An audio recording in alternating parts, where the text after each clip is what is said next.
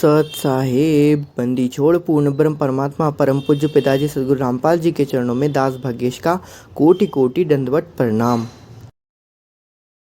बंदी छोड़ सदगुरु रामपाल जी की कृपा से ज्ञान यज्ञ मुक्ति बोध का पठन। सभी भाई बहनों को दास का प्यार भरा सत साहेब।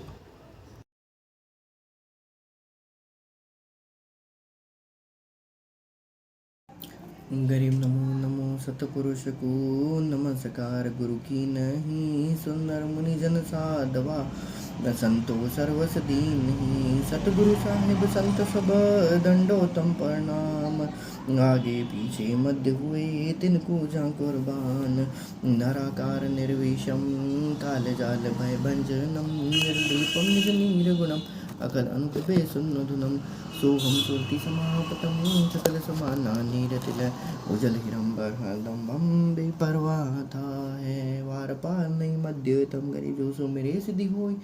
गणना या गलता ना करो अनुग्रह सोई। पारस पद परवाना आदि गणेश मनाऊं। गणनायक देवन देवा चरण कमल्यो लाऊं। आदि अंत कनु सेवा परम शक्ति संगीतम।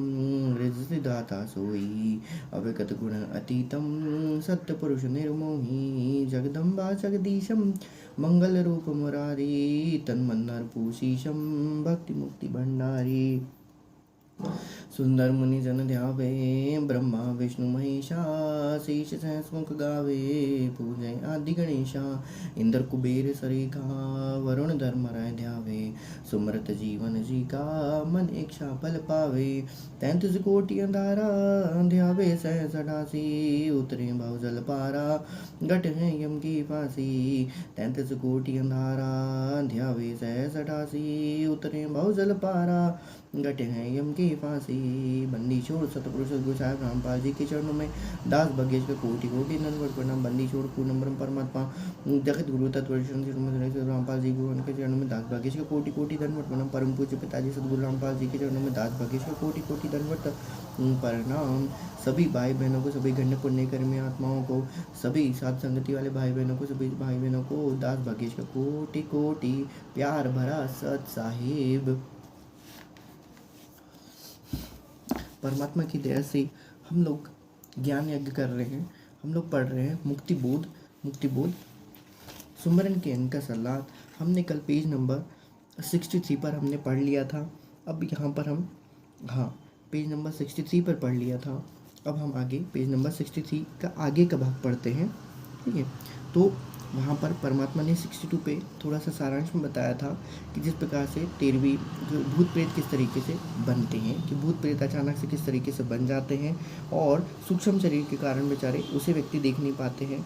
इस प्रकार से जो अनुपदेशी होते हैं वे प्रेत बनकर कभी शमशान पे, कभी घर या खेतों में जो भी कारोबार होता है उसके आसपास घूमते रहते हैं। परिवार के सदस्य कोई आदमी को परेशान करते रहते हैं। इसलिए नगनी गुरु को बताई गई प्रेत पर वो बन जाता है। इस तरह परमात्मा ने उनको बताया, खंडन किया है कि तिमाही, 6 माही, 12 माही जो भी हम करते हैं, वो 13वीं वगैरह, ये सब उसको मोक्षदायक नहीं है। मोक्षदायक नहीं है इसके तात्पर्य परमात्मा ने ये बताया है कि भाई वो मोक्ष बन जाएगा तो क्या होगा, वो सतलोक नहीं जा सकता, पूर्ण जन्म और मृत्यु से उसको छुटकारा नहीं हो सकता। वह किसी अगली जोनी में भले ट्रांसफ़र हो सकता है लेकिन वह उसको मुक्ति नहीं मिल सकती। इसी तरीके से परमात्मा ने क्या बताया है, आगे लिखा हुआ है कि भूत तंग करता रहता है तो उसके श्राद्ध प्रारंभ किए जाते, अब वह पितर बन जाता है। मतलब एक योनि से छूट के वो दूसरी योनि में चल जाता है, लेकिन उसकी योनि का जो चक्कर है, 84 का जो चक्कर है, वो उसके बस की बात नहीं है। क्यों? क्योंकि उसने पूर्ण ब्रह्म परमात्मा का भक्ति उसने नहीं करी। आगे उसी स्वभाव के अंडे से एक जीव चिपका था। अमरनाथ की कथा चल रही थी कि किस प्रकार महादेव ने, सदगुरु रामपाल जी ने, भगवान ने पार्वती जी को क्या करी थी, दीक्षा दी थी। उस समय परमात्मा ने एक जो लीला करी थी वह यहाँ पर लीला आगे बताई गई। किस तरीके से एक सूता अंडा, एक गंदा अंडा था जिससे सुखदेव जी उत्पन्न हुए थे, उसी के बारे में परमात्मा यहाँ पर बता रहे हैं। उसी दबाव से अंडे के एक जीव चिपका हुआ था। श्री शिव जी ने पार्वती जी को पूर्ण परमात्मा की कथा सुनाई, जो परमेश्वर कबीर जी से सुनी थी, परमात्मा कबीर जी से सुनी थी। फिर प्रथम मंत्र देवी पार्वती जी को सुनाया, कमलों के भेद बताने लगे। प्रथम मंत्र देवी पार्वती जी को सुनाया, कमलों के भेद बताने लगे। पार्वती जी समाधिस्थ हो गई। पहले तो हाँ हाँ हूँ कर रही थी, बाद में वह खराब अंडा स्वस्थ होकर उसमें तोते का बच्चा बन गया और हाँ हाँ करने लगा। आवाज़ में अंतर जानकर शिवजी ने पार्वती की ओर देखा तो वह तो समाधि में थी। अंतर्दृष्टि से देखा तो एक तोता सर्वज्ञान सुन चुका था। शिवजी उस तोते को मारने के लिए उठे तो वह तोता उड़ चला। शिवजी भी आकाश मार्ग से उसका पीछा करने लगे। वेदव्यास ऋषि जी की पत्नी ने जमाई ली तो उनके मुख में के द्वारा तोते वाला जीव उस ऋषि की पत्नी के गर्भ में चला गया। तोते वाला शरीर वहीं त्याग दिया। शिव जी यह सब देख रहे थे। शिव जी ने वेदव्यास जी की पत्नी से कहा कि आपके गर्भ में मेरे ज्ञान व भक्ति मंत्र का चोर है। उसने अमर कथा सुन ली है, वह भी अमर हो गया है। जितना अमृत उस मंत्र से होता है, व्यास जी भी वहीं पर आ गए। तो परमात्मा यहाँ पर लिख रहे हैं कि सीधी सी बात है कि उसने अमर कथा सुन ली है। उसने अमर कथा सुन ली से तात्पर्य ये है कि उसने जो भी वो जीव था, उसने पांचों कमल मंत्रों के बारे में जो भी परमात्मा बताते हैं, कर नैनो दीदार मैन में पा रहा है, उस तरीके से, और जो भी उसने 5 मंत्र बताते हैं परमात्मा, उनको उस सुखदेव जी ने क्या कर लिया था, सुन लिया था। भले ही उसने उसके मन से जैसा भी था, भाई उसके संस्कार में था, या हो सकता है कि उसके पूर्व जन्मों के कर्मों के कारण उसको वो मंत्र मिलना उसके प्रारब्ध में लिखा हुआ था, इसलिए उसको वो पूर्व जन्म के मंत्रों के कारण उसको प्रारब्ध में उसके मंत्र क्या हो गया था, लिखा गया था। अब ये शंकर जी, जिनको हम मानते हैं कि ये त्रिकालज्ञ होते हैं, भूत भविष्य वर्तमान के ज्ञाता होते हैं, उन्हें ये भी नहीं आभास हो पाया था कि बेचारा कि भाई वहाँ पर उनके कोई मंत्र को क्या हो रहा है, कोई जीवात्मा या आत्मा सुन रही है। और हम इनको अभी तक ये मानते थे कि ये त्रिकालज्ञ है। मतलब 2-3 कॉन्सेप्ट सिर्फ एक छोटी सी कथा से ही क्या हो जा रहे हैं, यहाँ पर क्लियर हो जा रहे हैं। पहली बात तो उस समय जब पार्वती जी ने शिव जी ने पार्वती जी को मंत्र दिया, तो उस समय शिव जी थे वहाँ पर प्रथम मंत्र देने के अधिकारी थे, ठीक है, प्रथम मंत्र देने के अधिकारी थे। इसी प्रकार से फिर वहाँ पर क्या हुआ कि परमात्मा ने ये बताया, प्रथम मंत्र के जो भी गंदा या खराब अंडा होता है, मतलब आपके शरीर के जो भी अंग वंग भंग हो गए हैं किसी काल के कारणवश या किसी भी कारण, यदि पूर्ण परमात्मा के मुख से कमल से वो मंत्र सुनते हैं, या पूर्ण अधिकारी के जिसको भी अधिकार दिया था उसके अधिकार, उस अधिकारी के मुख कमल से आप यदि वो मंत्र सुनते हैं, तो आपके जो भी रोग वगैरह शोक होते हैं, रोग शोक दैहिक दैविक तापिक, जो प्रकार से जो दैविक और दैहिक धौपिक जो भी प्रकार का आपके शरीर में जो भी कष्ट आया हुआ है, वो आपको यहाँ पर क्या हो जाएगा, वो आपके ठीक होने लग जाएंगे। परमात्मा इसलिए कहते हैं कि सत्संग सुनिए, सत्संग सुनने मात्र से ही आपके 70% आपको क्या होने लग जाएगा, लाभ होने लग जाएगा। और हम लोग जब भक्ति बोध भी पढ़ते हैं, तो भक्ति बोध में भी परमात्मा ने प्रथम पृष्ठ पे ही यहाँ पर लिखा हुआ है, प्रथम नहीं, पेज नंबर 11 पे यहाँ पर परमात्मा लिखा है कि जो फिर परमात्मा कुछ रोग भी वाणी के पाठ से नष्ट हो जाते हैं, वाणी के रोग के कुछ रोग भी वाणी पाठ से नष्ट हो जाते हैं, यदि पूर्ण संत नाम लेकर विश्वास करके नित्य पाठ किए जाए, ठीक है। परिवार में सुख धन वृद्धि कुछ कार्य सिद्धि भी हो, नाम जप तथा वाणी के पाठ से होते, क्योंकि यह ज्ञान यज्ञ है, यह निश्चय कर माने। और परमात्मा ने एक बार अपने सत्संगों में कहा है कि सबसे उत्तम दानों में सबसे उत्तम दान जो होता है वह आपका होता है तत्व ज्ञान का दान होता है, और सबसे उत्तम यज्ञ जो होता है वो होता है ज्ञान यज्ञ। लेकिन हमें बाकी भी 5 यज्ञ करनी चाहिए, बिल्कुल अवश्य करनी चाहिए, क्योंकि परमात्मा ने बताया हुआ है कि ये 5 यज्ञ मिलके हमारा एक पूरा कंप्लीट कोर्स बनते हैं, और उस कोर्स कंप्लीट होने के कारण ही हम लोग इस काल के लोग से क्या हो सकते हैं, तो तुरंत ही शीघ्र ही क्या हो सकते हैं, यहाँ से हम मुक्त पा सकते हैं।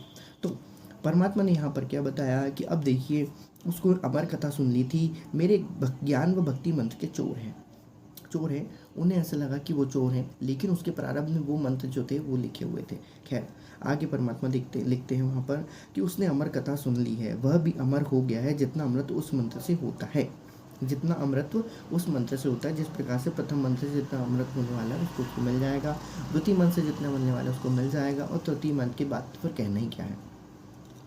परमात्मा लिखते हैं आगे अब वहाँ पर, अब व्यास जी ने वहाँ पर आ गए और शिव जी को प्रणाम किया। आने के कारण जानना चाहा तो कहा कि ये भोलेनाथ, आप क्या कह रहे हो कि वह अमर हो गया है, अमर हो गया है? यदि वह जीव अमर हो गया है तो आप मार नहीं सकते। भाई सीधी सी बात है, भाई यदि वो अमर हो गया है तो आप उसे मार कैसे सकते हो? फिर शंकर जी किस तरीके से उसे मारने चले। खैर, यहाँ पर भी परमात्मा की लीला है। फिर अब गर्भ में तो आप उसको बिल्कुल भी नहीं मार पाओगे, यह सुनकर शिव जी चले गए। तो सीधी सी बात है, गर्भ में तो आप इसे बिल्कुल भी नहीं मार पाओगे, क्योंकि गर्भपात करना या गर्भ में किसी प्रकार की भ्रूण की हत्या करना ये महापाप होता है। परमात्मा ने यहाँ पर बिल्कुल अपने कर कमलों से ही लिखा हुआ है।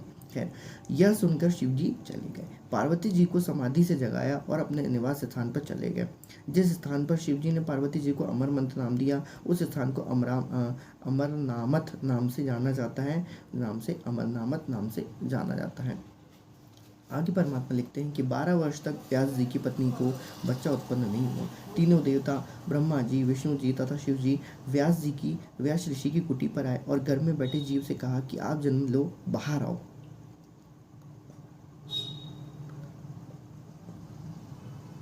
गर्भ में जीव को अपने पूर्व जन्मों का ज्ञान होता है। जीव ने कहा कि स्वामियों, बाहर आते ही आपकी माया गुणों के प्रभाव, माया यानी गुणों के प्रभाव, सत्वगुण, रजोगुण, तमोगुण, इन तीनों के कारण जो भी माया उत्पन्न होती है, गीता जी में लिखा हुआ है कि इन तीनों से क्या क्या होता है। शॉर्ट में लिखा हुआ है, बहुत शॉर्ट में, ठीक है। अधिक जानकारी के लिए परमात्मा ने हमें ये मुक्ति बोध दी हुई है कि तीनों गुणों का प्रभाव किस तरीके से होता है, वह यहाँ पर लिखी हुई है। अपनी माया जीव को भूल पैदा कर देती है। भूल पैदा कर देती है मतलब हम किस लिए आए थे, किस लिए नहीं आते, जा दिन वो दिन कर ले याद, गर्भ में था डेरा, है ना। तो परमात्मा ने अपने सत्संगों में इस चीज़ को बताया हुआ कि तुम लोग ये भूल जाते हो। तुमने जो अपने घर में वचन दिया है वो भी याद कराने के लिए क्या करना पड़ता है, परमात्मा को इस धरती पर क्या करना पड़ता है, आना पड़ता है कि देख बेटा, तुमने वहाँ पर उनको वहाँ पर किया हो। किसने याद दिलाया? सदगुरु ने याद दिलाया। कौन याद कराएगा? सदगुरु दिलाएगा। तो हमारे घर में हमारे साथ कौन था? सदगुरु था। सदगुरु रामपाल जी परम पूज्य पिताजी थे वहाँ पर हमारे साथ। आगे परमात्मा क्या लिखते हैं कि व्यास जी की कुटी पे आए और गर्भ में बैठे जीव से कहा कि आप जन्म लो, बाहर आओ। अब ये सब कहानी लगभग सूक्ष्म तरीके से ही हो रही थी। आगे परमात्मा लिखते हैं, जीव को अपने पूर्व जन्मों का ज्ञान होता है। कब होता है? जब वो गर्भवास में आता है तो उसे पूर्व जन्मों का पूरा की पूरा ज्ञान हो जाता है। पूरे के पूरे 9 महीने में या जितने भी समय में उसको रहता है, पूरी पूरी कहानी स्टोरी उसके सामने चलती रहती है। जीव ने कहा कि स्वामियों, आपके बाहर आते ही आपकी माया गुणों का प्रभाव जीव को भूल पैदा कर देती है। जीव अपना उद्देश्य भूल जाता है, अपना उद्देश्य भूल जाता है। अब यहाँ पर परमात्मा ने संकेत छोड़ दिया कि उद्देश्य क्या था। उद्देश्य यही था कि वही माया में नहीं अटकना है, मुक्ति के लिए प्रार्थना करना है, मुक्ति के लिए प्रयास करना है और सदगुरु की खोज करनी है, तत्वदर्शी संतों की खोज करनी है। अपनी माया को कुछ देर रोको तो मैं बाहर आऊँ। परमात्मा ने क्या लिखा है, उन्होंने जो सुखदेव जी ने क्या कहा कि आप अपनी माया को रोको तो मैं बाहर आऊँ। व्यास जी की पत्नी ने कहा कि मेरे गर्भ में लड़का है, मुझे किसी प्रकार का कष्ट नहीं है। भाई रहने दो, मुझे कोई कष्ट नहीं है, तो आप उसको वहीं पर रहने दो। इस लड़के ने मुझे सुख दिया है, इसका नाम मैं सुखदेव रखूंगी। उसका ओरिजिनल नाम क्या है? इसने मुझे सुख दिया है, इसलिए उसका क्या नाम रखूंगी? सुखदेव रखूंगी। तीनों देवताओं ने उसको सुखदेव का नाम दिया क्योंकि वह शुक तोते के शरीर में भक्ति शक्ति युक्त हुआ था। अब तीनों देवताओं ने उसका नाम क्या दे दिया? शुकदेव, क्योंकि वो तोते के अंडे के से उसका जीव बना था, इसलिए उसका नाम क्या था? शुकदेव था। तीनों देवों ने कहा कि ये सुखदेव, हम अपनी गुण शक्ति को केवल इतनी देर तक रोक सकते हैं जितनी देर तक गाय या भैंस के सींग पर राई का दाना टिक रह सकता है, यानी रखते ही गिर जाता है। ठीक है। परमात्मा ने एक बार और भी कहा, बताया अपने सत्संग में। परमात्मा ने ये बताया है कि ये तीनों देवता क्या होते हैं, अपने शरीर से निकलने वाली जो भी फ्रीक्वेंसी होती है उसको वो रोक नहीं सकते हैं, है ना। ना ही काल अपने शरीर से निकलने वाली फ्रीक्वेंसी को रोक सकता है, ना दुर्गा रोक सकती, ना ये तीनों देव रोक सकते। और जो भी अन्यत्र जो भी देवी देवता होते हैं उनके शरीर से एक फ्रीक्वेंसी निकलती है जिसको हम सूक्ष्म तरंगे कहते हैं। सूक्ष्म तरंगे का तात्पर्य ये है, जिस प्रकार से मोबाइल या टेलीफोन में कोई चीज़ क्या होती है, वो निकलती चली जाती है। रेडियो कहीं एक जगह उसका सेंटर है और उस तरीके से उससे क्या होती है, सूक्ष्म तरंगे उससे निकलती चली जाती है। जिन जिन के पास भी उसका रिसीवर होता है, वो रिसीवर क्या करता है, वहाँ पर उस चीज़ को, वो प्रोग्राम को क्या कर देता है, प्ले कर देता है। उसी तरीके से ये देवी देवता भी जो हमारे कमल दलों में यहाँ पर स्थित है, कहना चाहिए, ये भी अपने लोकों में बैठे हुए हैं। वहाँ से उनकी जो त्रिगुणमयी माया की त्रिगुणमयी मतलब सत्वगुण, रजोगुण, तमोगुण, इंद्रियों का विकार और भी आदि आदि जितने भी इंद्र वगैरह, इंद्र, वरुण, धर्मराय जो भी होते हैं, उन सब के क्या होती है, फ्रीक्वेंसी वहाँ से क्या होती है, रिलीज होती रहती है, उनकी निकलती रहती है। अब जिसका चैनल जो ऑन रहता है या जिसका ग्रास्पिंग कैपेसिटी जिसकी ज़्यादा रहती है, उसको वो उसका नॉलेज या उस चक्र से रिलेटेड जो भी उसको बेनिफिट होने वाले रहते हैं, वो उनके चक्र खुल जाते हैं और वो उसका इस प्रकार से उनको काम होने लग जाता है। सीधी सिंपल सी बात है। यदि मैं कहूँ कि भाई यदि किसी के पास पैसा धेला ज़्यादा है, सीधी सी बात है। तो उसका नाभि चक्र क्या होगा, विकसित होता है, उसका पहले से खुला हुआ रहता है। लेकिन परमात्मा क्या कहते हैं कि ये हमारे किसी काम के नहीं है। क्यों? जब तक हमारे पूरे चक्र नहीं खुलेंगे तब तक हमारे काम यहाँ से सतलोक जाने का काम नहीं बनेगा। ठीक है, परमात्मा ने और भी चक्रों के बारे में बहुत कुछ बताया हुआ है। फिर उसके अलावा यदि आप कहा जाए कि भाई यदि मान लीजिए कोई अच्छा खासा कोई व्यक्ति है, यदि कोई मान लीजिए राजपद पे आसीन है कहना चाहिए, तो उसको ब्रह्मा जी का उसका जो स्वाद चक्र है वो उसका खुला हुआ है। इस कारण से उसको ब्रह्मा जी से होने वाले लाभ जो होते हैं वो उसको मिलते रहते हैं। और भी चीज़ें होती हैं, जैसे कोई छोटे मोटे पटवारी या ऐसा कुछ बन गया तो उसको गणेश जी, ब्रह्मा जी, विष्णु, तो मिला जुला भी लाभ उसको मिलता रहता है। और जो जिस प्रकार के तमोगुणी काम करते हैं उनका तमोगुण यानी वो हार्ट चक्र उसका खुला हुआ रहता है।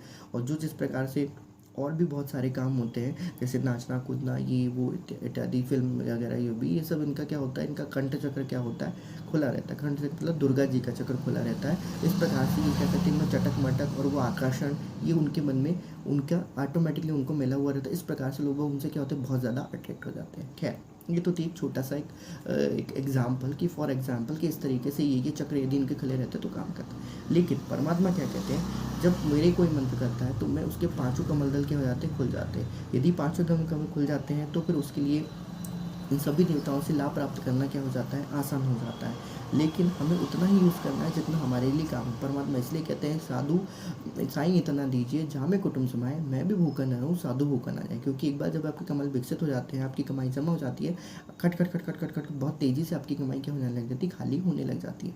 इसलिए परमात्मा कहते हैं कि जैसा तेरे को मिला तो वैसे में रहे, तेरे आगे के जो भी काम है वो मुझ पर छोड़ दे। खैर, यहाँ पर हुई ये बात। तो एक्चुअल में परमात्मा ने एक बार ये भी बताया हुआ है कि ये जो लोग देवी देवता होते हैं, ये अपने शरीर से निकलने वाली फ्रीक्वेंसी को रोक नहीं सकते हैं। यदि रोकेंगे तो ये फ्रीक्वेंसी उनके अंदर ही क्या होगी, उनको ब्लास्ट कर देगी। जिस प्रकार से यदि मान लीजिए कोई पाइप में से पानी बह रहा है, हमने क्या कर दिया, पानी का जो फ्लो है वो वहाँ पर भरा हुआ है, उससे तो निकलने के लिए क्या हुआ है, बना हुआ है। लेकिन यदि मान लीजिए पाइप को हमने ज़्यादा बंद तरीके से रोक दिया तो पाइप क्या हो जाएगा, धीरे धीरे अंदर ही उसके क्या हो जाएगा, ब्लास्ट हो जाएगा। यदि उन्होंने अपनी फ्रीक्वेंसी को रोका तो उसके अंदर ही क्या हो जाएंगे, वो ब्लास्ट होने की संभावना होती है, उनकी मृत्यु वहीं की वहीं तुरंत की तुरंत हो जाएगी। इवनली कोई भी इस संसार में ऐसा नहीं है जो उस तरीके से अपनी फ्रीक्वेंसी को रोक सके, सिवाय हमारे परम पूज्य सदगुरु रामपाल जी भगवान की, उनके वो शब्द स्वरूप ही राम है। ठीक है, उनसे भी फ्रीक्वेंसी निकलते रहती है, लेकिन वो अभी यहाँ पर प्रसंग नहीं चल रहा तो इसलिए उसकी बात नहीं की जाएगी।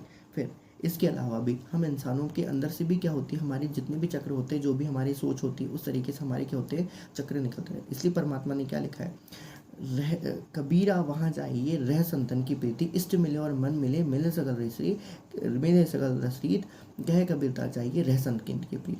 जिसकी फ्रीक्वेंसी नहीं मिल रही है, जिसकी तरंगे आपस में नहीं मिल रही हैं, उनमें दोस्ती नहीं हो सकती। जिस प्रकार से जगत और भगत में 36 का आंकड़ा होता है, क्योंकि जगत वालों के चक्र जो होते हैं उनमें चक्रों में से उनकी क्या होती है, बैड एनर्जी निकलती रहती है या उसका बैड प्रभाव निकलते रहता है।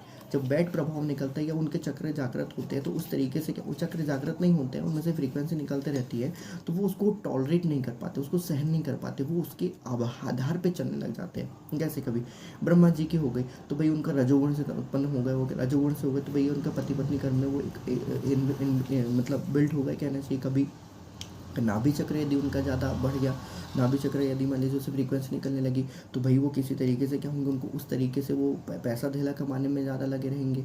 वॉट एवर, यदि तमोगुण होगा तो उनको गुस्सा क्रोध गुस्सा क्रोध लड़ाई झगड़ा फलाना करें, उनको उसकी बड़ी मज़ा आएगी। इस प्रकार से तीनों गुण, इसके अतिरिक्त दुर्गा और काल, ये भी अपने गुण क्या करते हैं, ये दोनों के दोनों क्या करते हैं, अपने शक्तियों से, अपनी फ्रीक्वेंसी से पूरे ब्रह्मांड को, माया को क्या करके रखे हैं, मूर्ख बना के रखे हुए हैं। मूर्ख नहीं बना के रखे, क्योंकि काल की फ्रीक्वेंसी होती है लोगों की बुद्धि ऑफ कर देना और उनको मूर्ख बनाना। दुर्गा का क्या प्रभाव होता है, दुर्गा का प्रभाव ये होता है कंठ कमल में रहता है, मतलब जो भी आप बोलते हैं वो सब किसके प्रभाव से हो रहा है वहाँ पर। यदि कोई किसी को बुरा ज्ञान दे रहा है या कोई अजीब टाइप का ज्ञान दे रहा है या किसी को वाणी के द्वारा कोई सिद्धि कर लेता है या कोई बहुत, मतलब सब अलग अलग तरीके हैं। इन शॉर्ट यदि कहने का मतलब है कि ये अपनी फ्रीक्वेंसी को रोक नहीं सकते। परमात्मा ने बताया यदि रोकेंगे तो ये खुद ही क्या हो जाएंगे, उस रोकने के कारण वो खुद ब्लास्ट हो जाएंगे मतलब इनके बस की बात नहीं है उनको रोकना।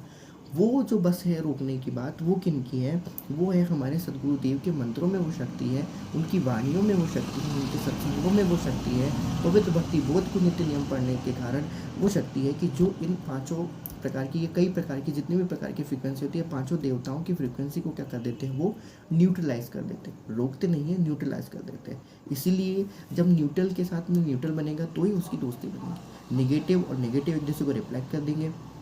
लेकिन यहाँ पर कुछ रूल अलग है, यहाँ पर रूल थोड़ा सा अलग है, क्योंकि आध्यात्मिक ज्ञान होता है, तो जिसकी जैसी फ्रीक्वेंसी होती है उसको वैसे की वैसे ही दोस्त क्या होते हैं, पसंद आते हैं। परमात्मा ने क्या कहा था, परमात्मा ने अपने सत्संग में कहा है कि तो दारू पीने वाले हो, तो सिगरेट पीने वालों के बीच में इतनी जल्दी दोस्ती हो जाएगी जितनी जल्दी जैसे वो घने घने मित्र हैं, बहुत घने मित्र हैं, ठीक है। लेकिन तो भक्तों के बीच में क्या नहीं हो सकता, प्रीति नहीं हो सकती। प्रीति इसलिए नहीं होती क्योंकि काल उनको वहाँ पर उनको डुबाना चाहता है, दोनों के बीच में मन मुटाव कराना चाहता है, वाणी के द्वारा मन मुटाव करा देता है। ये सब किया धारा दुर्गा का होता है और काल का किया धारा। तीनों देवताओं की तो इतनी बखत नहीं है कि वो किसी भगत के मुंह से कुछ बुलवा सके। तो यहाँ पर आ जाती है काल और दुर्गा की, वो उनकी बुद्धि में बैठ के उनको फिर चलाने का काम करते हैं। कई बार अहंकार करवा देता है, बोल दिया है, यदि आपने नम्रता, इसलिए परमात्मा कहते हैं कि अति आदीन होवे शिष्य भी, शिष्य पर कृपा करे गुरुदेव। आदीनी के पास है पूर्ण नम्रता है। अरे भाई, यदि किसी ने आपको थोड़ा सा यदि कुछ गलत बात भी कहती, कोई भगत ने भी आपको कोई गलत बात, तो माफ़ी हो गई जी, क्षमा कर दीजिए, मुझे नहीं पता था, क्या दिक्कत है भाई, आप प्रेम पूर्वक व्यवहार करिए। परमात्मा इसी से प्रसन्न होते। क्या परमात्मा को नहीं मालूम कि आपको किस बात से आपको बुरा लगा, या उस भगत की किस बात से बुरा लगा, या वो किस भाव से कहना चाहता था। इसलिए परमात्मा कहते हैं कि भगत के चलने फिरने, उनके बोलने, उनके सोचने समझने में एक सरलता होती है, एक सहजता होती है। ठीक है भाई, गलती हो गई, अक्षमा, मुझे क्षमा कीजिएगा, मैं आपकी बात नहीं समझ पाया, जब मैं समझ जाऊँगा मैं फिर आपको फिर क्या कर लूँगा, आपके साथ प्रीति। तो प्रीति कभी भूलना नहीं चाहिए भाई। प्रीति जो है वो हम भक्तों की सबसे बहुत इम्पॉर्टेंट चीज़ है कि भाई हम यदि प्रेम पूर्वक यदि यहाँ व्यवहार नहीं कर पा रहे हैं, हम सतलोक में कैसे कर पाएंगे। ठीक है, खैर यहाँ पर है थोड़ा तो पांचों तत्व का जो भी विकार होते हैं वो तो 5 तत्व 25 प्रकृति हुए जो भी थोड़े थोड़े विकार होते हैं वो तो यहाँ पर होंगे ही, वो तो चलेंगे ही, वो तो कभी नष्ट हो ही नहीं सकते। क्योंकि जिस प्रकार से संसार को विषय लोक का नाम दिया गया था, विषय लोक ही बनाया गया था, तो यहाँ पर ये फ्रिक्वेंसी नहीं हो सकती ख़त्म। कब खत्म होगी, परमात्मा ने क्या कहा, मन चल देखो देश हमारे ने जहाँ ना मन माया का वास है, मतलब मन भी नहीं है वहाँ पर, माया भी नहीं है। जब मन ही नहीं है, माया ही नहीं है, तो भाई वहाँ पर तो ये सब चीज़ें नहीं होंगी। खैर, आगे परमात्मा क्या लिखते हैं कि सुखदेव ने अपनी गुण शक्ति को केवल इतनी देर तक रोक रखते हैं। हम सुखदेव से कहा कि भाई हम उतनी देर तक रोक सकते हैं जितनी देर तक क्या हो सकता है, भैंसे की सींग पर राई का दाना टिक सकता है। माइक्रो सेकंड के लिए आया, टकराया और चला गया, माइक्रो सेकंड, इसलिए परमात्मा कहते हैं फिर, यानी रखते ही गिर जाता है। मतलब कहने का तात्पर्य यहाँ पर ये है कि बहुत छोटे छोटे समय में इन देवताओं की फ्रीक्वेंसी क्या होती है, निकलती चली जाती है, बहुत तेज़ समय से, और बहुत ही इनकी फ्रीक्वेंसी निकलती चली जाती है। यदि कोई ने साइंस पढ़ा हुआ तो उनको मालूम है किस तरीके से फ्रीक्वेंसी जब होती है शॉर्ट होती चली जाती है। फ्रीक्वेंसी शॉर्ट होना या फ्रीक्वेंसी अधिक होना, शॉर्ट होने का मतलब ये है कि एक ही सेकंड में कम से कम 1000 से 2000 बार उसके साइकिल क्या हो जाते हैं, कंप्लीट हो जाते हैं, ये होती है, ये फ्रीक्वेंसी अधिक होना होता है। उसी प्रकार से मतलब एक सेकंड में कम से कम 1000 तरंगे उससे क्या हो जाती है, निकल जाती है। वही है, कितनी देर तक रख सकते हैं, एक राई का दाना टिक सकता है। माइक्रो सेकंड की बात हो रही है, एक सेकंड की भी बहुत छोटी सी बात हो रही है, तो यानी रखते ही गिर जाता है। इतनी देर में तो हम पलक भी नहीं झपक पाते कभी कभी। सुखदेव ने कहा ठीक है, ऐसा ही करो। तीनों देवताओं ने अपने गुण शक्ति को 1 सेकंड के लिए रोक दिया। 1 सेकंड से ज़्यादा वो नहीं रोक सकते थे। सुखदेव गर्भ से बाहर आया, तीनों देव चले गए, उन्होंने अपना काम किया और वो वहाँ से चले गए। उस समय 93 अन्य बच्चों का जन्म हुआ। उन सबको तथा सुखदेव को अपना उद्देश्य का ज्ञान रहा, अपने उद्देश्य का ज्ञान रहा, लेकिन वे बेचारे वो भी क्या थे, अपूर्ण उनका उद्देश्य था। क्यों? क्योंकि उनके पिछले, हो सकता है उनके पिछले किसी जन्मों में उनको क्या नहीं मिला होगा, तत्वदर्शी संत नहीं मिला होगा बेचारों को। खैर, तो वही बात आती है, हमको यदि मिला हुआ तो हमें आज हमारे सामने पूर्ण ब्रह्म परमात्मा हमारे सामने आए हुए हैं, रोज़ हम उनकी भक्ति कर रहे हैं, रोज़ हम पवित्र भक्ति बोध पढ़ रहे हैं। उसके समय तो उनको तो भक्ति बोध मिली भी नहीं थी, उनको तो ये ज्ञान भी नहीं था कि ये होता क्या है ज्ञान करके। सोचिए आप और हम कितने ज़्यादा अधिकारी हैं इसमें यदि कहा जाए तो। उनको भक्ति बोध कहाँ थी आप बताइए ना। उनको तो एक एक मंत्र ही बार मिला था, वो भी एक एक को एक ही एक मंत्र मिला था। पॉसिबिलिटी कैसे होती है? आज तो हमको फ्री पॉकेट में 5 नाम मिल गए। हमको तो मुक्ति बोध में परमात्मा ने इतना तक हिंट कर दिया कि भाई सार नाम क्या होता है, सत नाम क्या होता है, वो भी परमात्मा ने हिंट कर दिया। प्रथम पात्र मंत्र भी हिंट कर दिए। उनको तो इनकी छींट भी नहीं लगने दिया था परमात्मा ने कि ये नाम भी है करके कि ऐसा जिससे इनकी भक्ति की जा सकती है। और दिया भी था तो किसी को एक ही एक मिला था उनको, तो आज तो हमको पूरे के पूरे 5 मिल गए हैं।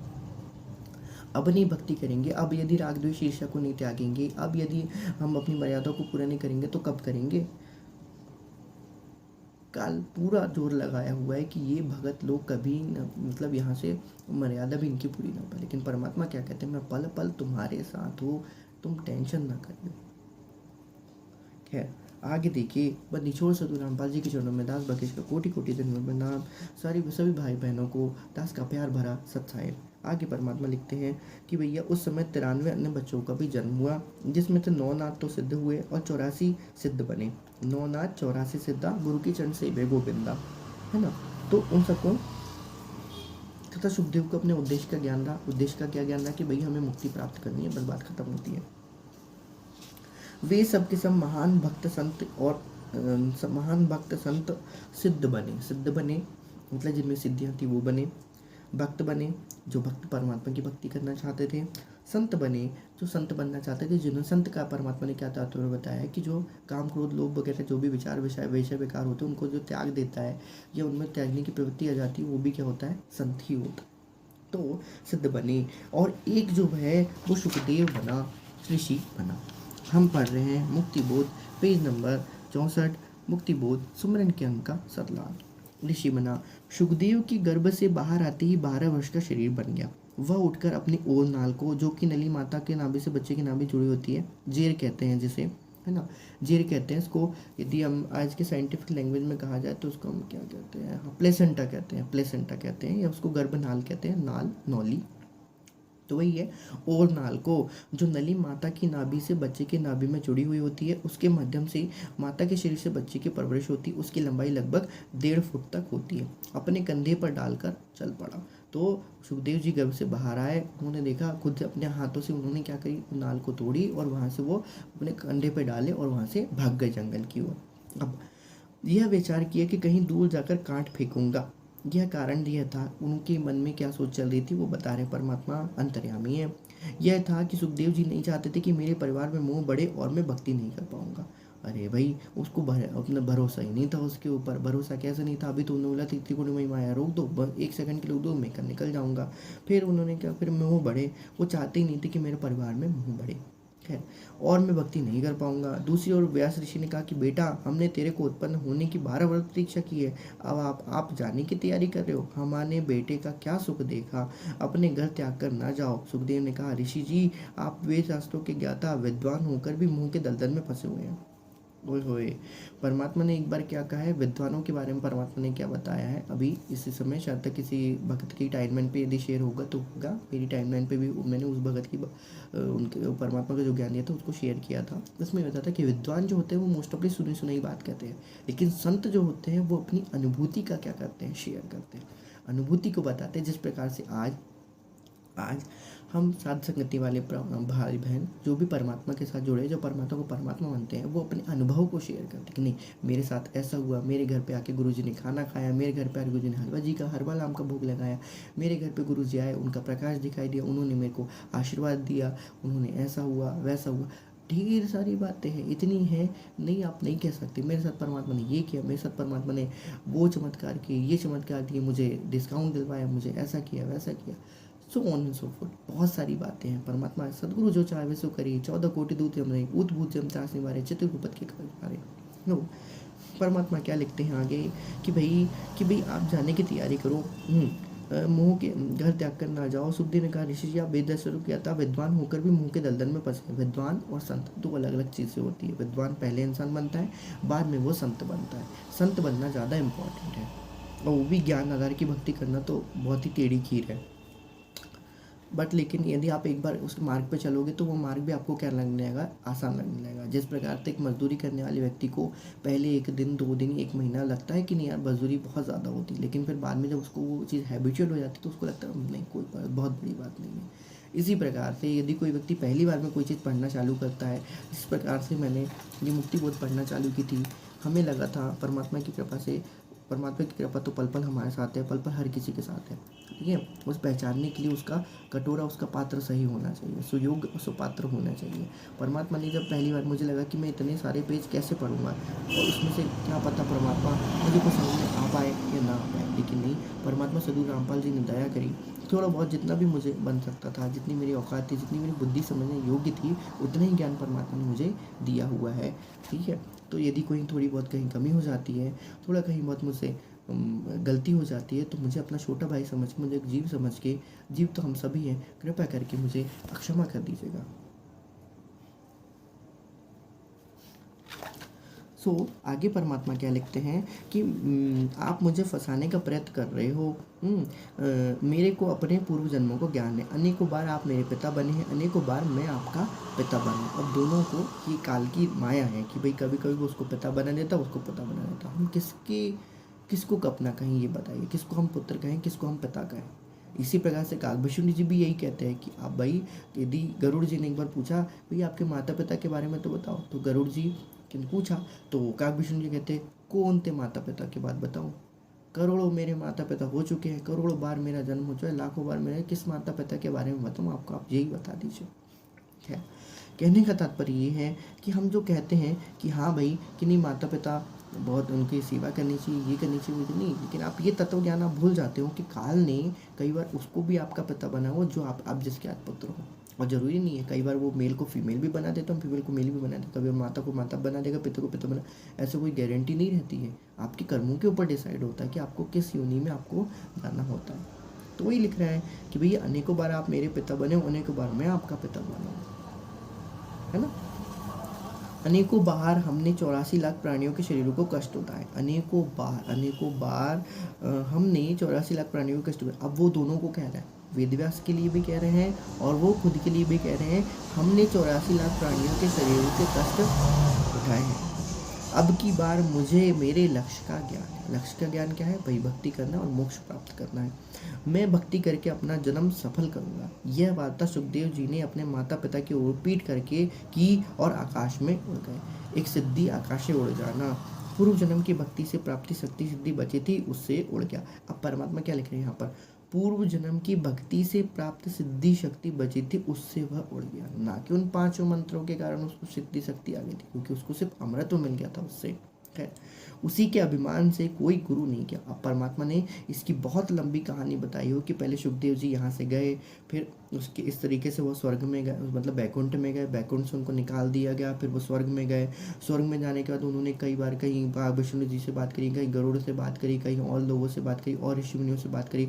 फिर उनके मन में किसी ने भैया कि यदि आपने गुरु नहीं किया तो गधे बनोगे। फिर उसको पुराना जन्म उसको याद आया सुखदेव को कि नहीं यार, मैं गुरु नहीं करूँगा, तो फिर उसको क्या लगा, हड़का लगा। फिर वो वापस कहाँ आया? फिर वापस सीधी धरती पे आया और वेद व्यास जी से फिर उन्होंने पूछा कि भैया मेरे लायक कोई गुरु हो तो बताओ, क्योंकि मैं अपने आप को किसी और के क्या है ये अहंकार था बेचारा। परमात्मा ने वही लिखा है कि उसी के अभिमान से, उसको अहंकार के कारण, भाई मेरे पास आकाश में उड़ने की सिद्धि है, मेरे से बड़ा तो कोई और इंसान हो ही नहीं सकता। अरे भाई साहब, आपके पहले ब्रह्मा विष्णु महेश जब आए थे तो वो आकाश मार्ग से ही उड़ के आए हुए थे, उनके पास भी वो सिद्धियाँ थी, है ना। तो कहने का तात्पर्य है कि अपने आप को अभिमानी, आपके पास 24 सिद्धियाँ भी आ जाएंगी तो भी आप अपने आप को अभिमानी यदि समझ लें तो भी आपका जन्म कोई व्यर्थ है। रावण सिद्धि शक्तियों से संबंध था। बाली ने उसको 1000 वर्षों तक या 700 वर्षों, मुझे ध्यान नहीं कितना समय तक, कई सालों तक उसने काख में उसको घुमा के, मतलब पकड़ के घुमाया था और पूरा ब्रह्मांड पूरी परिक्रमा करता था, पूरी धरती की कहना चाहिए। अनेकों बार रावण हार हुआ था, लेकिन उसकी सिद्धि, उसकी किस्मत में लिखे हुआ था कि वो 33 कोटि देवताओं देवी देवताओं को क्या करेगा, बंधक बना के रखता। तो उसके कर्म के कारण वो उसके क्या हुए थे, उसके पूर्व जन्मों के कारण उसके इसमें लिखा हुआ था, इस कारण से वो उसके में थे, है उसके अंडर में थे, है ना। फिर अब उसी के अभिमान से कोई गुरु नहीं किया, किसके कारण? उसके पास जो सिद्धि शक्ति बची थी, एक आकाश में उड़ जाने की सिद्धि, और उसने सोचा कि नहीं भाई मेरे पास तो बहुत बड़ी सिद्धि, आकाश में उड़ जाता हूँ। उसने कोई गुरु नहीं किया। फिर भी विष्णु जी ने अपने लोक वाले स्वर्ग से निकाल दिया और कहा कि यदि यहाँ स्थान चाहते हो तो राजा जनक मिथिलेश से दीक्षा लो और भक्ति करके आओ। सुखदेव जी ने वैसा ही किया। अब यहाँ पर कई बार आता है, प्रसंग आता है, बहुत से लोगों को ये कन्फ्यूज़न हो जाता है, लोग बाग कहते हैं, बहुत से भगत भाई बहनों को ये कन्फ्यूज़न हो जाता है। इसका सही सही प्रमाण तो सदगुरुदेव ही आपको के दे सकते हैं कि भाई एक्चुअल में उस दिन उस समय हुआ क्या था। तो कुछ लोगों का ये कहना है, कुछ शास्त्रों में ऐसा लिखा आता है, जो त्रिकालज्ञ थे या थोड़े बहुत जो जानत फानत थे, तो वहाँ पर ऐसा है कि 52 राजा जनक हुए थे, 52 राजा जनक हुए थे, जो अलग अलग उसमें थे, अलग अलग युगों में भी हुए थे। फिर राजा जनक जो मिथिलेश थे, मिथिले मतलब मिथिला नरेश, जिनकी पुत्री थी, वो भी थी कह सकते हैं, ठीक है। अब यहाँ पर उनसे दीक्षा लो और भक्ति करके आओ, सुखदेव जी ने वैसा ही किया। तो अब कुछ लोगों को संशय होगा कि भैया वो तो द्वापर में थे और त्रेता में थे और ये द्वापर में पैदा हुए थे, क्योंकि वेदव्यास जी का ऐसा आता है कि वो द्वापर में हुए थे, द्वापर बाद में आता है और त्रेता जो होता है वो युगों के अनुसार से पहले आता है। पहले सतयुग आता है, पहले सतयुग आता है, फिर त्रेता आता है, फिर द्वापर आता है, फिर कलयुग आता है। इसी प्रकार से ये त्रेता और द्वापर दोनों की चलती रहती है। पहले तो कभी इसमें बताया कि राजा जनक मिथिलेश से दीक्षा लो और भक्ति करके आओ। जिस प्रकार से हमारे यहाँ पे कैलाश है, हमारे यहाँ पर काशी है, हमारे यहाँ पर हर चीज़ की क्या हुई है, एक नकल बनाई हुई है। यहाँ पर धरती लोक पे एक महाकाल का मंदिर भी बना हुआ है, तिरुपति भी बना हुआ है। एक्चुअल में इन सब की प्रतिकृति यहाँ पर धरती लोक पे बनी हुई है। इनका एक्चुअल जो स्थान है, परमात्मा ने क्या बताया, ये सब कहानियाँ जो आप जो सुन रहे हो, ये स्वर्ग की और दूसरे लोगों की है। यहाँ पर ये चीज़ें पॉसिबिलिटी थी, जैसे कि यहाँ पर तो लोगों ने गौतम ऋषि का भी बना के रखा है, सांदीपनि का भी बता के रखा है, द्वारका भी बना के रखी, इसके अतिरिक्त भी और भी बहुत सारी चीज़ें जो यहाँ पर है। लेकिन परमात्मा ने कई बार क्या कहा है, आप ये बताइए कि भैया किस प्रकार से अहिल्या जो होती, अहिल्या पत्थर से बन गई थी, नारी बन गई थी। तो क्या ये कहानियाँ, ये जो कहानियाँ नहीं है, ये तो सत्य घटना है। तो क्या ये सत्य घटना यहाँ पर हो सकती है धरती लोक पे? तो आंसर मिलेगा कि लगभग नहीं हो सकती है। तो परमात्मा ने वही कहा है कि ये सारी की सारी जो कथाएं आप जो सुन रहे हो, ये सब स्वर्ग में घटित होती है और स्वर्ग में ऐसा कोई लोग समय का पाबंद लगभग नहीं होता है। वहाँ पर ये 4 युग होते हैं, लेकिन ये 4 युग हमारे मनुष्यों के लिए के हैं, उनके लिए नहीं है, क्योंकि इन चारों युगों का उनका एक ही वर्ष होता है, समथिंग होता है। अब वो परमात्मा ने जहाँ बताया है वहाँ पर आप जाके देख सकते हैं कि कितने वर्षों का कितना युग होता है। दूसरी बात, और एक बात और, तो वहाँ पर समय का तो ऐसा कोई है नहीं, तो वो वहाँ पर आके ले सकते। परमात्मा ने कहा कि धरती पे आए, फिर धरती पे उन लोग ने आए, धरती पे आए तो राजा मिथिलेश से फिर उन्होंने क्या किया, जनक राजा से फिर उनकी क्या करी, दीक्षा ली। उनकी भी बहुत लंबी कहानी चलती है कि उन्होंने कैसे गए। फिर सुखदेव जी की कथा परमात्मा के मुकम्मल से अवश्य सुनिएगा। वो परमात्मा ने उसने अपना अद्भुत ज्ञान वहाँ पर क्या किया है, भर के रखा हुआ है। इसके अलावा भी एक जो है छोटी सी कथा है, वो शायद तक यहाँ पर बताना बहुत ज़्यादा समझता हूँ कि जब सुखदेव जी वहाँ पर राजा जनक के पास गए, तो राजा जनक से फिर वहाँ पर ऐसा कहा जाता है, परमात्मा ने इसको नहीं बताया है, तो हम इसको नहीं मान सकते, ठीक है। फिर भी एक जनरल एक नॉर्मल ज्ञान के लिए मैं आपको बता सकता हूँ, ठीक है। परमात्मा ने वहाँ पर क्या किया था, परमात्मा ने नहीं किया था, हाँ, राजा जनक को तो विष्णु जी के भक्त थे, तो उनको विष्णु जी का मंत्र प्राप्त था, ठीक है। फिर क्या होता है, जब ये वहाँ पर जाते हैं, सुखदेव जी जब वहाँ पर जाते हैं, तो जब उनके और उनके बीच में ज्ञान चर्चा होना चालू होती है, सुखदेव जी और राजा जनक के बीच में ज्ञान चर्चा होना चालू होती है, तो राजा जनक जी अपनी योग माया से कहते हैं कि वहाँ पर पूरा नगर को भस्म कर दिया होता है, पूरे नगर को वहाँ पर क्या कर दिया था, भस्म करते चले जाते हैं अपनी योग शक्ति से, योग से सारा नगर जल हो जाता है, जल के राख हो जाता है। जलते जलते आग जो होती है वो उन दोनों की हरि चर्चा के बीच तक पहुँच जाती है, किनके, जनक जी और सुखदेव जी, जहाँ पर उनके सिंहासन पे वो दोनों बैठे रहते हैं, वहाँ तक क्या हो जाती है, वो आग पहुँच जाती है। जब आग वहाँ तक पहुँचती है तो राजा जनक जी बोलते कि ठीक है माला, जैसा भी हो भाई, हम परमात्मा की चर्चा कर रहे हैं, जलता है तो जल जान दे, हमें कोई आपत्ति नहीं है। तो परमात्मा वहाँ पर ये बताना चाहते हैं कि जब आप परमात्मा की भक्ति करते हो तो आपके सामने कोई भी आए, मौला आपकी रक्षा करेगा, है ना। हम लोग पढ़ते हैं ना, सदगुरु शरण शरण नाई, शरण गए कछु बहने वापे, काल जाल भय मिट जाहि, रोग चोल छद देनो के सन्मुख न ठहराई, जहर अग्नि तन निकट न आवे, दूर ही जात रंगाई, वीर बताल बाण न लागे, हिम की कोट दाई, 98 पुण्य मुठ न खावे, उल्टी ताई दिखाई, बैर करे सोए तो पवे सुत शब्द मिल जाए। हो। कहने का तात्पर्य कि जल थल अग्नि से आपको कोई भय नहीं हो सकता उस समय, यदि आप परमात्मा की क्या करें, चर्चा कर रहे हैं। इसी प्रकार से रंका बंका की झोपड़ी बेचल गई तो उन्हें लगा भाड़ा में गई झोपड़ी, मैं तो क्या करूँ, हम तो क्या करेंगे, पहले परमात्मा के सत्संग सुनेंगे।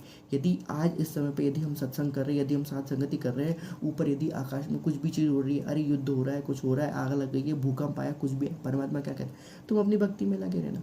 तुम्हें बचाने का काम किसका है, वो सदगुरु रामपाल जी भगवान का है। तुम्हें बचाने का काम हमारे परम पूज्य पिताजी का है। हमें अपने मार्ग से क्या नहीं हुआ, दृढ़ नहीं होना। इसी प्रकार से परमात्मा ने ये कहानी कई बार बताई हुई, कथाएं कई बार बताई है कि यदि आपको मैं यहाँ से लेके जब जाऊँगा, आप अपने मंत्रों में श्वास के जाप में शांत नाम के मंत्र में क्या होना, लगे रहना।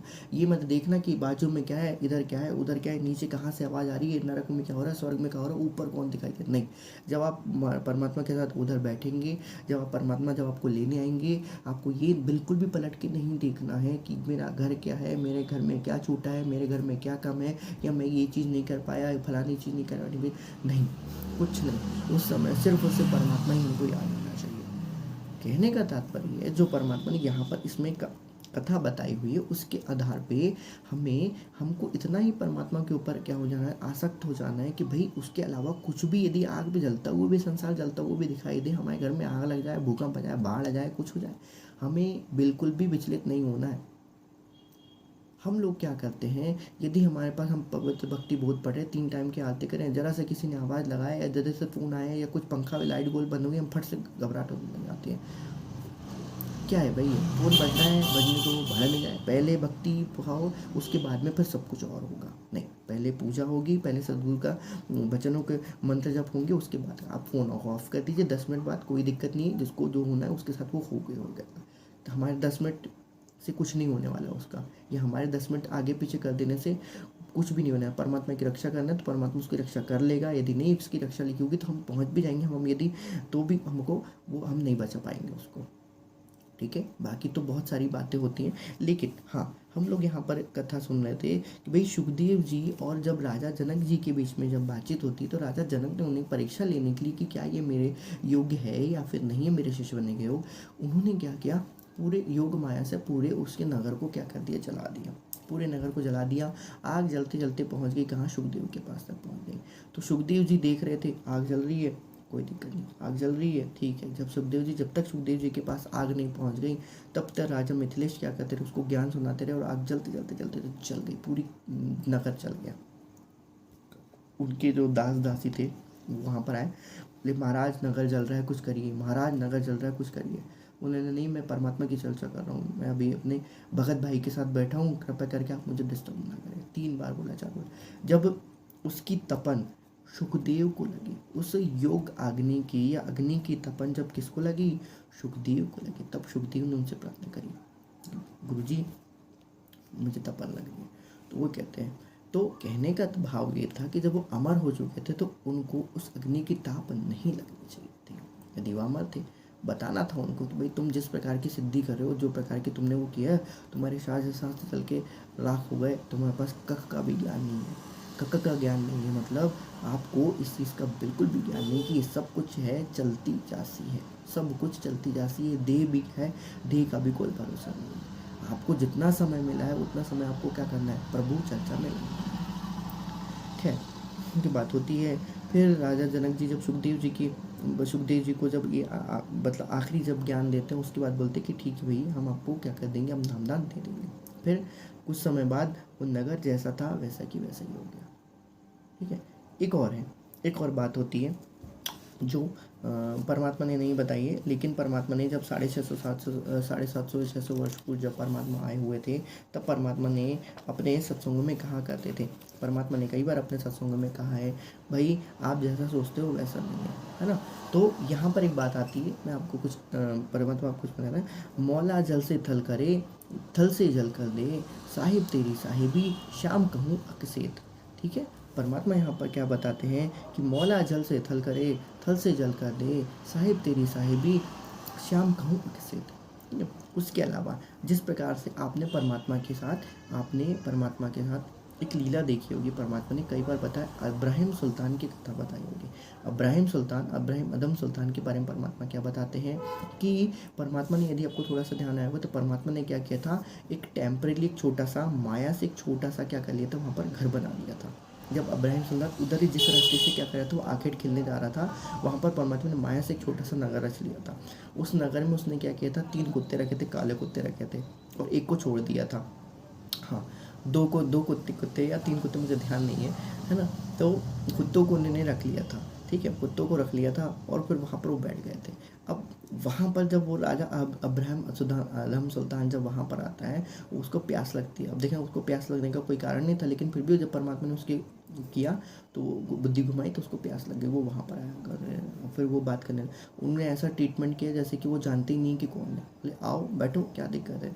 फिर परमात्मा उसको बताते हैं, परमात्मा उनको क्या बताते हैं, देख ये बोले, ये तो इब्राहिम सुल्तान है ना, जो बोले ये बहुत ज़्यादा दुष्ट है, ये बहुत राजाओं के अत्याचार करता है। बोले कि ये एक जो है वो इब्राहिम सुल्तान का बोले दादा है कुत्ता, और ये जो है उसके बाप है। बोले इन दोनों को मैंने क्या किया है, यहाँ पर बांध के रखा हूँ। इन्होंने बहुत प्रजा को क्या किया, सताया, उनसे टैक्स बहुत ज़्यादा लिया है, बहुत सारी खानी। बोले कि तीसरा किसके लिए, फिर इब्राहिम सुल्तान पूछता है, वो डर जाता। बोले तीसरा किसके लिए, ये क्यों खा ली, तो बोले ये किसके लिए, तो बोले ये इब्राहिम सुल्तान के लिए, जब वो मरेगा बोले ना, तब उसको यहाँ वो कुत्ता बन के यहाँ आएगा, फिर उसको उस दिन से उसको खड़का लग गया, यदि मैंने इतना परमात्मा की भक्ति नहीं की तो मुझे क्या होना, कुत्ता बनना पड़ेगा। कहने का भाव ये है, कई बार जैसे कि आपने यदि सुना होगा कि यहाँ पर हमारे यहाँ जब इधर पे कुछ मेले लगते हैं, मतलब एक दिन ये महादेव का मेला लगता है। महादेव के मेले के समय में एक समय ऐसा था जिस दिन जन्नातों का मेला लगता है। जन्नातों का मेला लगने का तात्पर्य है कि वहाँ पर क्या होता है, कुछ लोग जो जाते हैं, तो पहले की बात हुआ करती थी, आज भी हुआ करती थी, ऐसे ढाका में भी है, और ऐसी धरती पे कई जगह ऐसी है जहाँ पर ये सब चीज़ें हमें नॉर्मली हमको नहीं पता होती हैं, लेकिन ये सच्ची सुनी सुनाई बात है। वो व्यक्ति ने उसने बताया हुआ है, और मुझे परमात्मा के ऊपर ज़्यादा विश्वास है। कबीर मंशूर में भी ऐसा लिखा हुआ है कि भाई कुछ गंधर्वों के पास, कुछ राक्षसों के पास, कुछ मायावी प्राणियों के पास ऐसी सिद्धियाँ होती हैं कि वो कुछ समय के लिए क्या करते हैं, ऑटोमेटिकली एक माया का नगर बसा लेते हैं। वहाँ पर पूरी की पूरी चीज़ें वैसे ही होती हैं जैसे कि एक रियल इंसान के साथ होती हैं। इसी प्रकार से सुदामा जी ने भी क्या किया था, कृष्ण ने भी क्या किया था, अपनी नगरी बसाई हुई थी, और कृष्ण ने ही सुदामा के लिए उस प्रकार से माया की नगरी क्या कर दी थी, बसा दी थी। कहने का तात्पर्य है कि माया एक ऐसी चीज़ होती है जो संतों या साधुओं के पास होती है, किसी किसी के पास होती है। वो अपनी सिद्धि शक्तियों से क्या करते हैं, टेम्परली क्या कर देते, उस नगर तक को क्या कर देते, क्रिएट कर देते। यदि कोई व्यक्ति या कोई वहाँ पर जब जाता है तो उसे पता भी नहीं चलता कि ये नगर यहाँ अब भी बना है, या यहाँ पर करोड़ों साल से ये नगर क्या है, यहाँ पर एग्जिस्टेंस करता है। जैसे कृष्ण ने अपनी पूरी नगरी की नगरी द्वारका को उठा के द्वारका में शिफ्ट कर ली थी, पूरी मथुरा को उठा के उन्होंने क्या कर लिया था, द्वारका में शिफ्ट कर लिया था। लेकिन उनको कभी ऐसा फील ही नहीं हुआ, उनको ऐसा कभी लगा ही नहीं कि ये क्या है, ये यहाँ से कभी गए भी तो उनको तो पता ही नहीं चला, है ना कि नहीं। इसी प्रकार से परमात्मा कहते हैं, यहाँ पर राजा जनक की जो मिथिलेश की नगरी थी, वो भी एक मायामय नगरी उन्होंने तुरंत की तुरंत बसा, ठीक है, तुरंत की तुरंत बसाई होगी मैं नहीं कह सकता, मैं सिर्फ अंदाज़ा बन लगा सकती, क्योंकि मुझे परमात्मा के मुख कमल से ये सुनने की बहुत आकांक्षा है। परमात्मा ने ऐसा बताया है, नहीं बताया मुझे नहीं पता, लेकिन 650 वर्ष के पूर्व परमात्मा ने ऐसा इसका भ्रम का खंडन किया हुआ था उस समय के लिए कि भैया देखो, ऐसा भी कई सिद्धियाँ होती हैं जो एक टेम्परेरी कुछ समय के लिए नगर के नगर बनाते हैं, और नगर के नगर में क्या हो जाते हैं, वो अलग दिन एक दिन तक खत्म हो जाते हैं, ठीक है, आप समझ सकते हैं। इसी तरीके से रेगिस्तान में भी कई बार नगरों के नगर बस जाते थे। राजा आता था, राजा को अगले दिन सुबह उठता था तो देखता था कि वो कहाँ पर है, अरे मैं तो कहाँ जंगल में हूँ करके। तो ऐसी कई बार ऐसा हुआ है और हो सकता है। परमात्मा इसलिए कहा जाता है कि मौला जल से थल करे, थल से जल कर दे, साहिब तेरी साहिबी, शाप कहूँ किसे, आपको पता भी नहीं चल सकता। इसी प्रकार से परमात्मा कहते हैं कि जब आप यहाँ से सतलोक चल जाओगे तो आपको पता ही नहीं लगेगा कि एक्चुअल में आप यहाँ पर आए थे कि नहीं आए थे। बहुत दिनों बाद कभी आपको याद आएगा कि अरे बाप रे, मैं तो यहाँ से निकल के यहाँ आया हूँ। लेकिन वो क्या रहेगा, एक माइक्रो सी जैसे कि छोटी सी याद भर रहेगी आपके लिए कि यार ऐसा हुआ था। फिर जब आप देखोगे नहीं हम लोग यहाँ पहुँच गए, तब आपको उस परमात्मा की रहमत दिखाई की, उसकी रहम की होगी, उसको रहमत दिगार का, परवरदिगार आलम की उसकी रहमत का आपको अंदाज़ा हो जाएगा कि ये है हमारा पूर्ण ब्रह्म सदगुरु, जिसने हमें इतने बड़े नरक से निकाल के यहाँ हमको ला दिया और हमें पता भी नहीं चलने दिया। ये बात है। इसलिए परमात्मा हमें तत्व ज्ञान से और अपनी भक्ति विधि से परिचित करवाते हैं कि भाई देखो तुम लोग कहाँ कहाँ हो और तुम्हारे पास क्या क्या चीज़ नहीं है वहाँ पर। आदि सृष्टि के बराबर, आदि धरती के बराबर हमारा महल सतलोक में खाली पड़ा हुआ है, परमात्मा बताते हैं। आदि पृथ्वी के बराबर, आदि पृथ्वी कितनी बड़ी होती, उतना बड़ा हमारा महल वहाँ पर हमारा क्या हुआ है, खाली पड़ा हुआ है। इतना बड़ा है, परमात्मा कहते हैं कि उसके घूमने में तुमको बहुत टाइम लग जाएगा, महलों को घूमने में। तो फिर सतलोक की तो बात ही छोड़ दो। सतलोक असीमित है, असीमित है, असीमित है सतलोक। बंदी छोड़ सदगुरु रामपाल जी के चरणों में दास भागेश का कोटि कोटि धन्यवाद प्रणाम। उसके अलावा परमात्मा ने यहाँ पर टाइम ट्रेवलिंग भी करवा देते हैं। टाइम ट्रेवलिंग यदि किसी को पता होगा तो हाँ, टाइम ट्रेवलिंग तो बहुत चल रहा है आजकल, चलता भी रहता है कि ऐसा है वैसा है। नहीं, परमात्मा टाइम ट्रेवलिंग करने में सक्षम है। वो किसी भी आत्मा को, किसी भी जीवात्मा को चाहे तो टाइम ट्रेवलिंग करवा के ला सकते हैं, वापस उसको ले जाके वहाँ पर छोड़ भी सकते हैं। परमात्मा के लिए कोई समय, कोई स्थान, किसी भी चीज़ का बंधन नहीं है, नहीं है, नहीं है। वो कुछ भी कर सकता है, वो सब कुछ करने में समर्थ है। वो आपको सतलोक में ले जा सकता है, वो आपको सतयुग में ले जा सकता है, वो आपको त्रेता में दिखा के ला सकता है, आपको त्रेता में घुमा के भी वापस ला सकता है, यहीं बैठे बैठे। एक सेकंड के लिए आपको क्या करेगा, माइक्रो सेकंड के लिए परमात्मा क्या करेगा, एक बैठे बैठे कभी कभी होता है ना, बैठे हैं आराम से, आप बैठे आराम से कुछ सोचते कि नहीं यार ऐसा ऐसा हो गया, ऐसा ऐसा हो गया, पर हाँ ऐसा हुआ था क्या। तो परमात्मा क्या कहते हैं, पहले के समय में ऐसी सिद्धियां भी थी कि लोग उस माइक्रो सेकंड में क्या करते थे, बैठे बैठे वो अपनी पूरी की पूरी एक जिंदगी पूरी जी के क्या होते वापस उनके सामने आ जाते हैं। ऐसा भी हुआ है। तो वही बात है कि मौला जल से थल करे, थल से जल कर दे, साहिब तेरी साहिबी, श्याम कहूँ कि श्वेत कहूँ। आप नहीं जान सकते क्या है क्या नहीं है। बहुत से ऐसे लोग हैं जो परमात्मा ने नहीं बताया, लेकिन परमात्मा क्या बताया, वो वहाँ पर उसका जीव वहाँ भी गया, उसका जीव वहाँ भी गया, उसका जीव वहाँ भी गया, उसका जीव वहाँ गया, फलानी जगह पे गया, इधर गया, उधर गया। हम लोग को तो ध्यान ही नहीं है। काल ने इतना बड़ा परपंच पसारा करके रखो। परमात्मा ने जो सिर्फ हमारे लिए इम्पोर्टेंट थिंग थी कि भाई ये पांचों देवताओं का ये है और ये है, ये स्वर्ग है, यहाँ नरक है, यहाँ धर्मराय कलोक है, जहाँ जहाँ हमको जाना इम्पोर्टेंट था, परमात्मा ने सिर्फ वहीं जाने के लिए हमको उसी को हमने बता दिया कि ये इम्पोर्टेंट है, यहाँ हमको नहीं जाना। इसके अलावा भी और कहीं तो हमको जाना ही नहीं है। इसके अलावा जितना परमात्मा ने ब्रह्मांड में बताया उससे भी कहीं ज़्यादा वहाँ पर लोग हैं जो हम नहीं जानते। लेकिन परमात्मा ने जो हमारे लिए इम्पोर्टेंट था वो जड़ी निकाल के परमात्मा ने क्या कर दी, दे दी। पूरे वन खंड में से जड़ी निकाल के परमात्मा दे दी कि ले बेटा तेरा ये काम इससे हो जाएगा। खैर हम देखते हैं आगे परमात्मा क्या लिख रहे हैं। सुमरन के अंक सलाद मुक्ति बोध पेज नंबर 64। बंदी छोड़ सदगुरु रामपाल जी के चरणों में सभी दासों का कोटि कोटि दंडवत प्रणाम। आगे तो उसी के अभिमान से कोई उसने गुरु नहीं किया, उसकी सिद्धि थी, सिद्धि के उस कारण अभिमान से उसने कोई गुरु नहीं किया। फिर श्री विष्णु जी ने अपने लोक वाले स्वर्ग में से निकाल दिया और कहा कि यदि वहाँ स्थान चाहते हो राजा जनक मिथिलेश से दीक्षा लो और भक्ति करके आओ। सुखदेव जी ने वैसा ही किया। परमात्मा ने इसकी काफ़ी अच्छी कथा वहाँ पर आपको बताई हुई है। उस कथा में आप देखेंगे तो उसमें बहुत सारे आदि का और बहुत सारी चीज़ों का वर्णन वहाँ पर परमात्मा ने किया कि हमें क्या करना चाहिए, क्या नहीं करना चाहिए, किस तरीके से फाउल पॉइंट वहाँ पर आते हैं। ठीक है, तो सुमरन के अंक की वाणी नंबर 71 से 76 अगले वीडियो में कैरी करेंगे। बंदी छोड़ सदगुरु रामपाल जी भगवान के चरणों में दास भागेश का कोटि कोटि धन्यवाद प्रणाम।